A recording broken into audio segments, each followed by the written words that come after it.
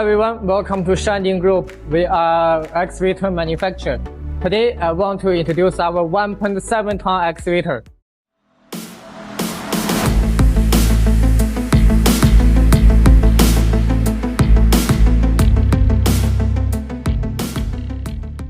This is our 1.7 ton excavator, D17E. It's a machine with hydraulic attachment pipeline and valves. You can choose many attachments such as hydraulic thumb, hydraulic hammer, and hydraulic quick change. This machine uses larger cylinder, so the machine has greater digging force.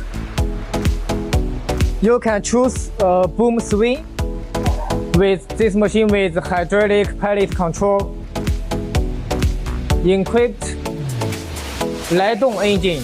You also can choose the Kubota engine and the Yamaha engine. The chassis, you can choose a retractable chassis. Okay, let's try it.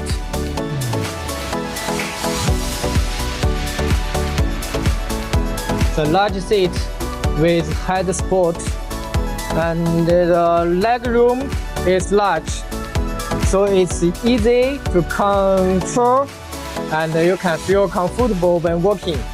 That's all. See you next time.